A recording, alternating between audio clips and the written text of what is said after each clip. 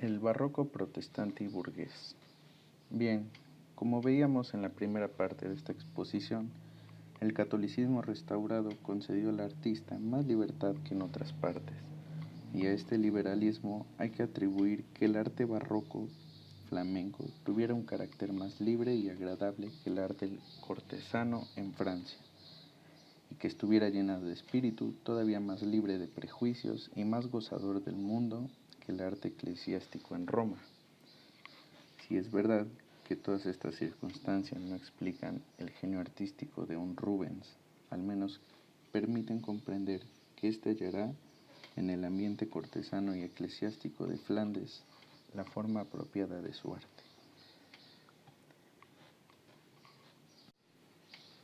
El gusto de la mediana y la pequeña burguesía, que conformaba la mayoría de la clientela del arte, no estaba muy desarrollado y apenas tenía otro criterio para lo artístico que el parecido. La gente compraba cuadros según su gusto propio. En general, se orientaba por lo que era preferido en los círculos más elevados, lo mismo que estos círculos, a su vez, se dejaban influir por las opiniones artísticas de los intelectuales de la cultura clásica y humanística. La demanda por parte de un público ingenuo y sin pretensiones les permitió trabajar a los artistas libremente conforme a sus ideas, aunque más tarde esta libertad se convertiría en una catastrófica superproducción. Bien, una característica que tiene el barroco protestante y burgués es que los artistas, como veíamos anteriormente, tenían una mayor libertad para pintar, una mayor libertad para producir. Ya no estaban sujetos solo a las condiciones que la Iglesia Católica les imponía, sino más bien podían tener una libertad. Y esta libertad se vio reflejada en lo que plasmaban en los cuadros. Ya no solo eran figuras religiosas, momentos religiosos, etc., sino más bien podían plasmar lo que ellos quisieran, ya sea situaciones de la cotidianidad holandesa,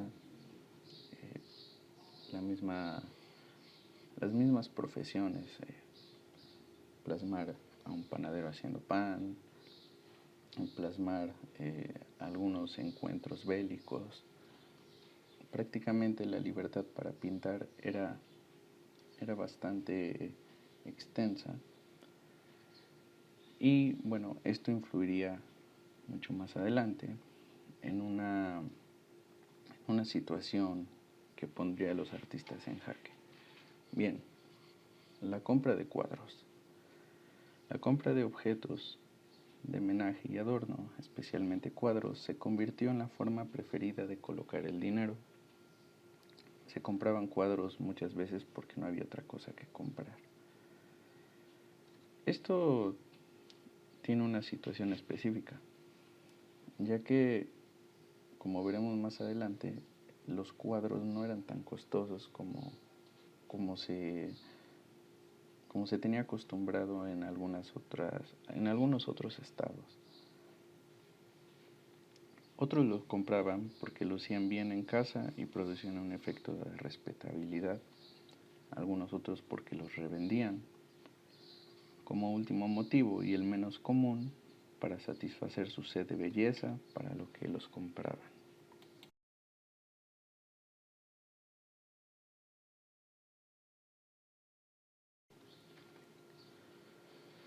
La producción artística en el siglo XVI en Amberes, que tenía una importante exportación de cuadros, era muy grande. Es decir, los Países Bajos ya se encargaban de exportar en gran cantidad cuadros. Hacia 1560 deben de haber estado ocupados allí en la pintura y el grabado 300 maestros, mientras que la ciudad no tenía más que 169 panaderos y 78 carniceros. Y aquí podemos ir notando la importancia que tenían los maestros pintores. Había en exceso artistas, y comparado a otros oficios, pues realmente era demasiado. Acontece por primera vez en la historia del arte occidental un número excesivo de maestros y la existencia de un proletariado artístico. La disolución de los gremios y el desuso de la reglamentación de la producción artística por una corte o por el Estado permiten que la coyuntura en el mercado artístico degenere en una competencia violentísima a la que sucumben los talentos más peculiares y originales.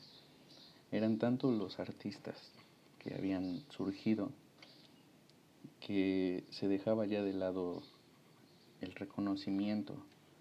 Era tanta la producción en masa que muchas veces dejaban de importar los autores. Así comienza el desarraigo social del artista y la problematización de su existencia, que parece que es superflua, pues lo que produce existe de obra. Pintores y sus oficios alternos. Bien, los pintores holandeses vivieron en su mayor parte en una situación tan angustiosa que muchos de los más grandes entre ellos estuvieron obligados a practicar cualquier otro oficio al lado de su arte. ¿Por qué una situación angustiosa? Pues bueno, básicamente al no ser tan redituable el oficio de ser pintor, la profesión de ser pintor, pues no les alcanzaba el dinero. Por lo tanto, para sobrevivir tenían que dedicarse a otras cosas. Un ejemplo de algunos pintores destacados de esta época son Van Gogh, que comerciaba en tulipanes. Hobbema estaba empleado como recaudador de contribuciones. Van der Velde era propietario de una lencería. Jan Steen y Aert van der Velde eran taberneros. Bueno, dentro de todo el gremio artístico y de los pintores existían tres principales. Ellos eran Rembrandt, Holst y Vermeer. En la primera imagen podemos encontrar una pintura de Rembrandt y en la segunda una pintura de Vermeer.